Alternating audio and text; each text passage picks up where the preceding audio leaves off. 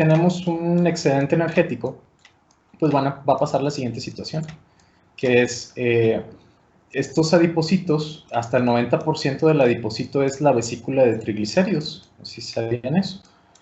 Entonces, estas gotas de grasita lo que van a hacer es que van a activar cambios en el material genético de estos adipocitos. Entonces, estos cambios en el material genético van a tener ciertas consecuencias. Lo primero es que van a estimular la hipertrofia de cada una de estas células. Entonces, vamos a tener que cada una de ellas va a engordar, ¿sí? Pero además se van a dividir, ¿sí? O sea, vamos a tener hipertrofia, que eso es lo que se refiere a que aumenta su tamaño, hipertrofia. Pero también tenemos un aumento en el número. ¿Y eso cómo se llama?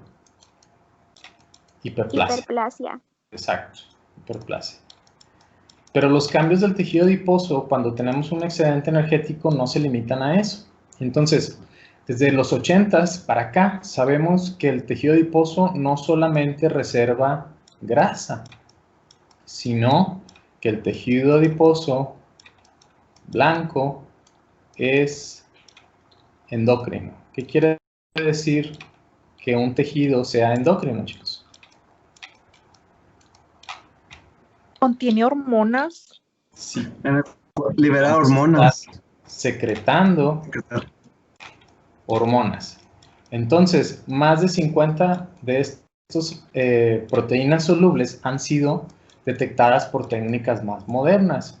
Y muchas de estas proteínas que se sintetizan en el tejido adiposo van a estar modulando al sistema inmunológico. ¿Cómo encontraron que se llaman a esas hormonas que modulan al sistema inmunológico que se producen en el tejido adiposo?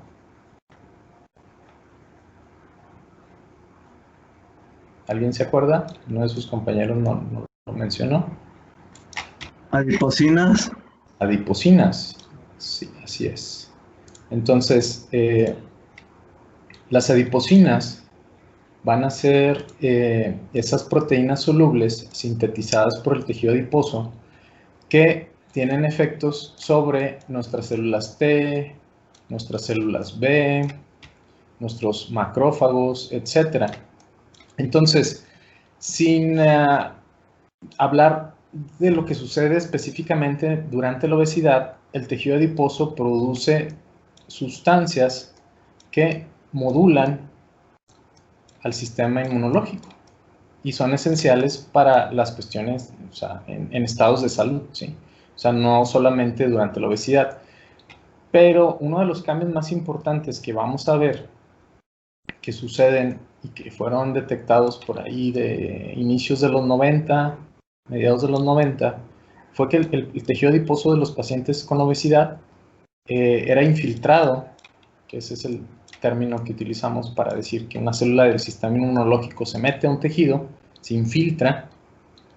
Entonces, había una relación entre el índice de masa corporal y la infiltración del tejido adiposo. Y estos cambios de macrófagos que se metían al tejido adiposo venían acompañados con niveles aumentados de la interleucina 6, la proteína C reactiva y el TNF-alfa, que son 3 citocinas proinflamatorias y que además los niveles circulantes aumentados de estas 3 citocinas proinflamatorias se conocen como inflamación.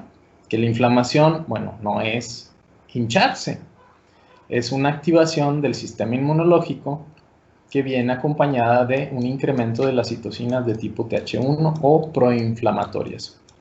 Pero además,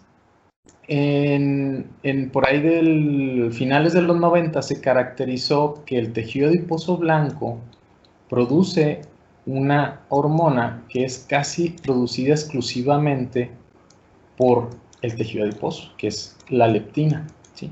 Entonces, la leptina se incrementa mucho la circulación en los pacientes con obesidad y además es una citocina proinflamatoria, de hecho se parece mucho en la interleucina 6.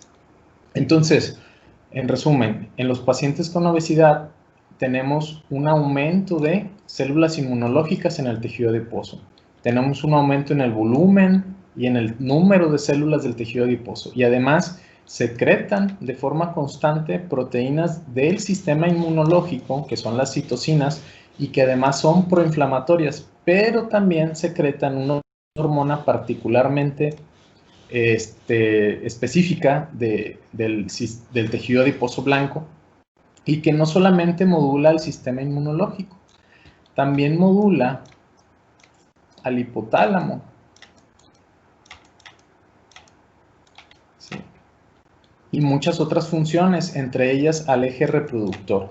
Entonces, este eje reproductor al que le llamamos, o sea, las hormonas que se producen a nivel sistema nervioso central y que después generan las tropinas, que después se van a las glándulas, ya sea ovarios o a testículos, para generar los hormonas de todo el eje reproductivo sexual, van a ser dominadas por la leptina. Ahora vamos a pensar otra vez en evolución. ¿Por qué creen ustedes que la grasa se conecta al cerebro a través de la producción de esta hormona para influenciar el gasto energético total, la función inmunológica y la función reproductiva? ¿Por qué ustedes creen que sea esencial decirle al cerebro qué tanta grasa tenemos? Voy a borrar eso. ¿Sí? ¿Ya lo anotaron? Como si estuviéramos en clase. ¿Por qué creen que es tan importante que se comunique el tejido adiposo con el cerebro? Maestro, no pudiera ser porque, por ejemplo, de que el cerebro funciona con glucosa y oxígeno, pero cuando no existe la glucosa, entonces es cuando cambia para utilizar los ácidos grasos y que utiliza las cetonas, no me acuerdo, ¿cómo se llaman? Algo así. Tiene que ver, estás muy cerca, pero es todavía más fácil. Recuerden que en evolución la respuesta más, la más obvia es la más correcta, casi siempre. Es para voy a pensar entonces. ¿Para qué? Mandar vías de señalización que se necesita comida, o sea, ingerir alimentos para poder tener reservas otra vez. Ok,